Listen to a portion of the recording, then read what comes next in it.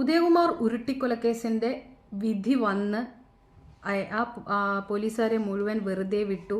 ആ അമ്മയുടെ രോദനം ഒക്കെ നമ്മൾ കേട്ട് വളരെ കുറച്ച് ദിവസങ്ങളായിട്ടേ ഉള്ളൂ ഇപ്പോൾ സുജിത്തിൻ്റെ പോലീസ് മർദ്ദനം. എന്താ അതിന് വാക്കുകൾ പറയാം. 20 ലക്ഷം രൂപ വാഗ്ദാനം ചെയ്തത്രേ കേസിൽ നിന്ന് പിന്മാറാൻ. അപ്പോൾ കേസ് ഉണ്ടായിക്കഴിഞ്ഞാൽ എന്താണ് സംഭവിക്കുക എന്ന് പിന്നീടാണ് ബോധം വന്നത്.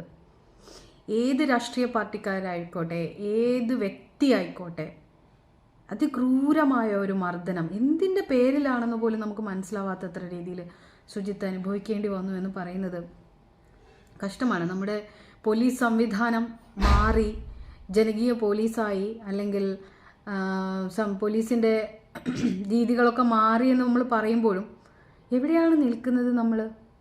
ഇപ്പോഴും നമ്മൾ അനുഭവിക്കേണ്ടി വരുന്നത്, നമ്മൾ കാണുന്നത്, ഒരു പോലീസ് സ്റ്റേഷനിൽ ചെന്ന് കഴിഞ്ഞാൽ നമുക്ക് നേരെ ഉണ്ടാകുന്ന വാക്കുകൾ, അല്ലെങ്കിൽ നമ്മളെ സ്വീകരിക്കുന്ന രീതി ഒന്നും വ്യത്യാസം വന്നിട്ടില്ല എന്ന് തെളിയിക്കുന്നതിൻ്റെ ഏറ്റവും പുതിയ ഉദാഹരണമാണിത്. എന്തു പറയാനാ, വാക്കുകളെ കിട്ടുന്നില്ല. സത്യത്തിൽ ആ പീഡന ദൃശ്യങ്ങൾ കാണുന്ന ഒരു മനുഷ്യനും അത് സഹിക്കാൻ പറ്റുന്നതിനപ്പുറമാണ്. സുജിത്ത് പല തരത്തിൽ പല രീതിയിൽ പറയാൻ ശ്രമിച്ചു. ആരും കൂടെ നിന്നില്ല എന്നുള്ളതാണ്. ഒരു മനുഷ്യൻ പോലും കൂടെ നിൽക്കാതെ, സ്വന്തം പാർട്ടിക്കാർ പോലും കൂടെ നിൽക്കാതെ. ഇപ്പം ഈ വിഷ്വലൊക്കെ പുറത്തു വന്നപ്പോഴാണല്ലോ കോൺഗ്രസ് ഏറ്റെടുക്കുന്നത്. ഒറ്റയ്ക്കായിരുന്നില്ലേ ആ നിയമ പോരാട്ടം? കഷ്ടമാണ്.